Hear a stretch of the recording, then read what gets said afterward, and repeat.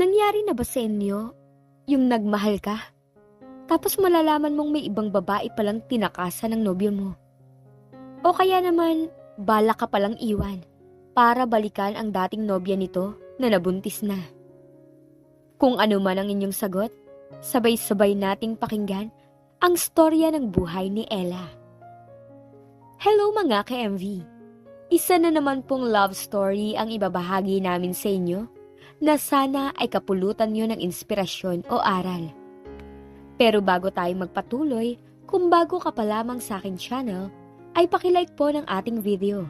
Pakiclick din ang subscribe button at bell icon para lagi kayong updated sa mga parating ko pang uploads.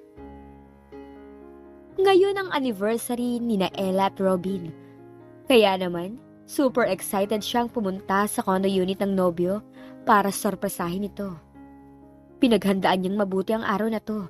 Nagpaganda ng husto at handa na siyang ibigay muli ang sarili dito. Sobrang tagal na din nang may mangyari sa kanila. Halos taon na. Malimit kasi wala silang time sa isa't isa dahil sa sobrang busy sa trabaho. Pagmamay-ari ni Robin ang isa sa mga bar at siya naman isang clerk ng isang bangko. Ang dress na suot niya ay binili ni Robin para sa kanya 5 years ago. Ngunit kahit isang beses, hindi pa niya nagamit. Hindi kasi siya madalas na lumalabas kasama ang mga kaibigan. Hindi rin sila madalas lumalabas ni Robin. Kadalasan, ang nobyo na lang ang pumupunta sa apartment niya at doon sila magkukulong. Ngunit hindi na nangyayari ang pagpunta ng nobyo sa apartment ni Ella. Marahil abala rin ito katulad niya, kaya ayos lang. Kampante naman siya na walang magiging problema sa pagitan nila. Malaki ang tiwala niya sa nobyo. Tamang panahon na lang ang hinihintay upang magpakasal sila. Malaki-laki na rin ang kanyang ipon mula sa pagtatrabaho. Yun ang gagamitin niya upang makapagsimula sila ni Robin. Ella met her boyfriend through her best friend, si Anna, na nagtatrabaho bilang disc jockey sa bar ni Robin. Kaka-18 pa lang niya noon. Niyaya siya ng kaibigan sa bar ni Robin. It was love at first sight for both of them. Agad niyang sinagot si Robin pagkalipas ng isang buwang panliligaw. Nung una, katakot-takot na habilin ang ginawa ni Anna sa kanya. Huwag daw niyang masyadong ibigay ang lahat sa nobyo. Huwag daw siyang bibigay kaagad. Pinakinggan ni Ella ang mga bilin ng kaibigan. Ang kaso, hindi niya nasunod. Ilang buwan lang ay isinuko na niya ang bataan. Si Anna ang natakot para sa kanya dahil baka raw bigla siyang iwan ni Robin. Ngunit hindi nangyari yun. Heto nga at 8 taon na ang kanilang relasyon. Nang bumukas ang pinto ng condo unit, ay napakunot-no si Ella. Hindi niya nakita ang nobyo. Ang una niyang naisip, nagtatago ito sa likod ng pinto. Dahan-dahan siyang pumasok sa loob, ngunit bigla siyang natigilan nang may mabangga siya sa bandang hita. Nang tumingin siya roon, ganun na lang ang pagkagulat niya. Oh my God, are you okay? Agad niyang itinayo ang paslit na lalaki na nakaupo sa sahig. Marahil ito ang kanyang nabangga. Hindi lang niya napansin dahil halos umabot lang ang bata sa kalahati ng kanyang hita. Hindi nagsalita ang bata, bagkus nanatili lang na nakatitig sa kanya. Sino kasama mo? Hindi siya pamilyar sa mga pamangkin ni Robin, kaya hindi niya kilala ang bata. Ang mga kamag-anak kasi ng nobyo ay ilang beses pa lang niyang nakadaupang palad. Ang buong pamilya ni na Robin ay sa Germany na naninirahan. Lumingalinga si Ella sa paligid. Noon niya napansin ang isang maliit na silya sa gilid ng pinto. Siguro ay tinuntungan niyo ng bata upang maabot ang knob. What's your name, baby? Ninitian niya ang bata. Ngunit agad din yung nawala nang matitigan itong mabuti. The boy resembled Robin somewhat. Aki, sabi ng bata. Okay, Aki? No, Aki. Rocky. Todo effort ang bata sa pagbigkas ng pangalan. Gusto mang ngumiti ni Ella, sa kakitan nito ay hindi niya magawa. Kinakabahan kasi siya na hindi mawari. Alright, so who's with you? Biglang tumakbo ang bata papunta sa silid ni Robin. Walang kahirap-hirap nitong binuksan ang pinto. Tila sanay na sanay na. Pumasok daw ng bata at saka muling isinara ang pinto. Labis na nagtaka si Ella kaya naisip niyang tuluyan ng pumasok sa loob.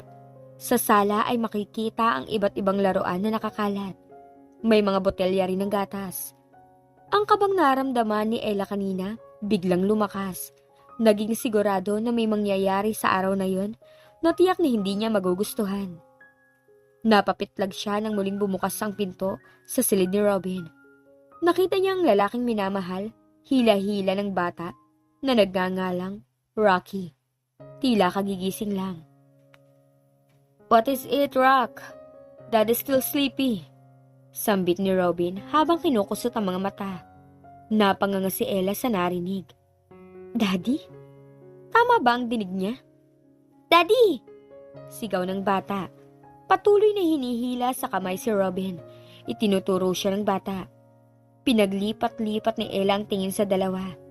Biglang sumikip ang kanyang dibdib nang mapagtanto ang isang bagay. "No." Nang mapadako sa gawin niya ang tingin ni Robin, nakumpirma ang kanyang hinala base sa nakitang reaksyon ng nobyo. Ngunit ayaw niyang paniwalaan ang hinala. Hindi pwede. Ikaw?"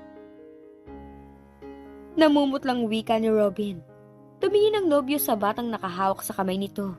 Sabay tingin sa kanya, bago muling ibinalik ang tingin sa bata. "Sino ang batang yan?" tanong niya. Naging tuliro si Robin. Tila hindi alam ang gagawin. Sa huli ay pinapasok nito ang bata sa silid, saka siya hinarap.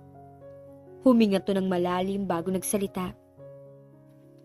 "He's my son." "Son?" "Yes." "How come you have a son?" Hindi makapaniwala niyang tanong.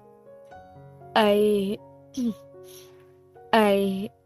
bakas sa mukha nito ang guilt. "I'm sorry." "Tell me the truth. Who is that child? Is he your nephew? Or maybe he's your friend's son, right? Stop joking around, honey. It's not funny." Ngumiti pa ng pilit si Ella. "His name is Rocky. He's 3 years old. And he's my son." "Is your... what?"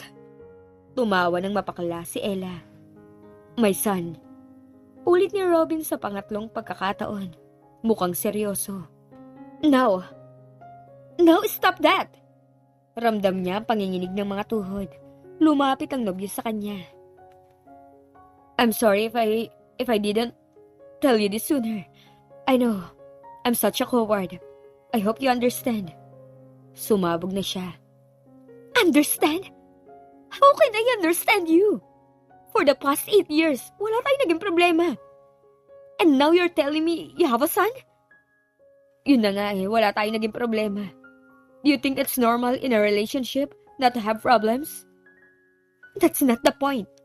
We barely see each other for months, and now, out of nowhere, you have a son? A 3-year-old son?" Hindi lang ang tuhod ni Ella ang nanginig, maging ang kanyang kamay. May mga luha ring nagbabantang bumagsak mula sa mga mata. Hey, please. Rock might hear you, please. I'll talk to you some other time, okay? I'm sorry. I'm really sorry. Tell me, this is not true, please. I'm begging you." Halos lumuhod si Ella sa nobyo. "Do you love me?" tanong niya habang lumuluha. I did. But what about our plans? Our wedding? We never had any plans. You know that. Yes, it was true. Kahit kailan hindi nila napag-usapan ang kasal. Ang akala kasi niya kahit hindi nila pag-usapan yun, nagkakaintindihan na sila na kasal din sila hahantong. But I love you. I'm getting married to the mother of my son. I'm sorry, Ella. Ang huling sinabi ni Robin, animo sampal sa mukha. Tila na paralisa si Ella, ngunit hindi siya nagpatinag. Nananatili sa kanyang puso at isip na isang biro lang ang lahat. It's our anniversary. Baka sa mukha ni Robin ang pagkabigla. Nawala ang ngiti ni Ella nang mapagtantong nakalimutan nito na anibersaryo nila ng araw na yon. Ang lahat ng pag-asa na wala na parang bulag. Ang akala niya isang masamang panaginip ay realidad pala. Lumabas ng condo unit si Ella. Hilam ng luha ang mga mata. Napahagulhol siya sa loob ng elevator nang hindi makitang sumunod sa kanya si Robin. Tama nga ang sabi ng iba. Kung nagmahal ka, dapat handa ka masaktan. At yun ang kanyang pagkakamali. Hindi niya napaghandaan ang masakit na pangyayaring yun. Napangiwi si Ana na mag-umpisang humagulhol ng malakas si Ella. Hinagip ng kanyang kamay ang unan at saka ibinato sa pader. Hindi pa siya nakontento. Halos mahubaran na ang kama nang simulan niyang magwala sa ibabaw nun at ihagis isa-isa ang mga bagay na mahawakan ng kamay. Ang luha na akala niya yubos na, patuloy na masaganang umaagos sa kanyang mga pisngi. Ang kanyang paos na boses, lalo pang namaos dahil sa labis sa pagsigaw. "Don't!" sigaw ni Ana. Natigil siya sa pag-iyak nang ma-realize kung ano ang huli niyang naibato. It was her cellphone. It almost cost her a month's salary. Agad niyang pinulot yun at sinipat. Muli, napahagulhol siya ng malakas nang hindi na yung bumukas. Sumigaw na rin si Ana. Mas malakas. Nakatakip ang dalawang kamay nito sa magkabilang tainga. Sa bawat pagbigkas noon ay ang pagsuntok niya sa kama. Hindi na tuloy niya alam kung kanino siya galit. Sa sarili dahil siya ang bumato ng cellphone kaya nasira. O sa ex-boyfriend na niloko siya. Na naging dahilan upang may bato niyang cellphone. Sa sobrang gulo ng kanyang utak, nag-umpisa na namang maglikot ang kanyang kamay. Akmang hahablutin niya ang lamp na nasa bedside table nang biglang humarang si Ana. "Hep, hep, hep! Stay where you are!" Ang isang kamay nito nakabuka at ang isa nakaturo sa kanya. Pero ang masasayang bagay na nakikita niya sa kapaligiran, napapalitan ng pait, sakit at sama ng loob. "Get out of my way!" sigaw niya. "Shut up! No, you shut up!" Hinampas niya ng una ng kaibigan. "What the?" Hinawakan ni Ana ang ulo kung saan tumama ang unan. Kinuha nito ang isa pang unan at inihampas sa kanya ng 2 beses. Hindi nagpatalo si Ella. Hinampas din niya ang kaibigan hanggang sa pareho na silang bumagsak sa kama habang hinihingal. "Napakaloko niya, alam mo yun?" Hinihingal na wika ni Ana. Pero mahal ko siya." "Yak!" sambit ni Ana sabay hampasuli ng unan sa kanya. Hindi kumilos si Ella nang hampasin siya ng kaibigan. Sobra siyang nahahapo. Halos hindi siya makahinga. Marahil dahil sa kakaiyak kaya naubusan na siya ng hangin at tubig sa katawan. I can't breathe," sambit niya sa pagitan ng paghinga. "Kasalanan mo yan," napapikit si Ella. Bigla kasing umikot ang paligid. Pagdilat niya, may inaabot ng baso ng tubig si Ana sa kanya.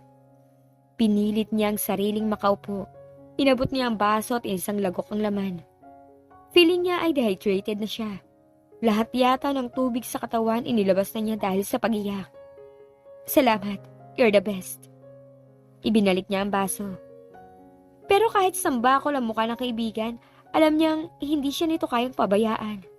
They were the best of friends since college. Parehong accountancy ang kursong kinuha nila. Ngunit pareho man silang nakapagtapos, magkaiba naman ang tinahak nilang landas. Si Ella, ipinursige ang kurso. Samantalang si Ana, itinuloy ang pagiging disc jockey na noon ay part-time job lang nito. "Buhusan kita ng tubig dyan eh," dinig niyang bulong ni Ana. "I know you can't," confident niyang sabi.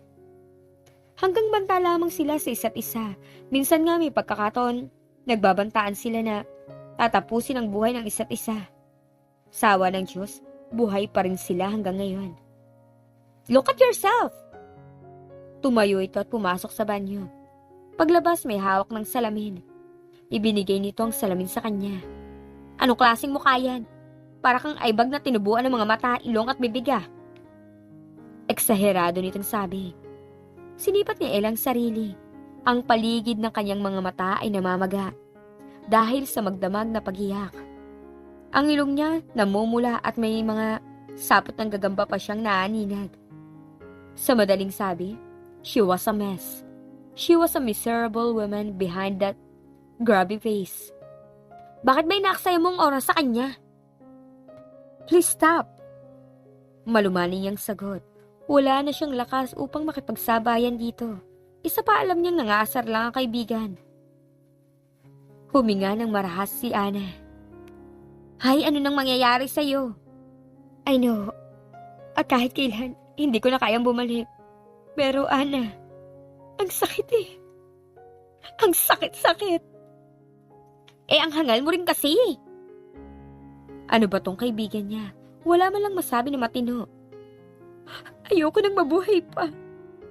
Her tear fell. Ang isang patak ng luha naging sunod-sunod hanggang sa humagulhol na siya. Naramdaman niya ang marahang paghagod ng kamay ng kaibigan sa kanyang likod. Pero Ella, ganyan talaga ang buhay. Hindi nakatulong ang sinabi ng kaibigan upang umalwa ng pakiramdam ni Ella. Well, she expected that. Hindi kasi nito ugaling makialam sa problema ng iba. Hindi sa wala itong pakialam. In fact, when she learned that her boyfriend was cheating on her, Ana was the first person she called. At sa ilang saglit lang, nasa apartment na niyang kaibigan. Move on, payo ni Ana. Move on? Madaling sabihin, pero mahirap gawin.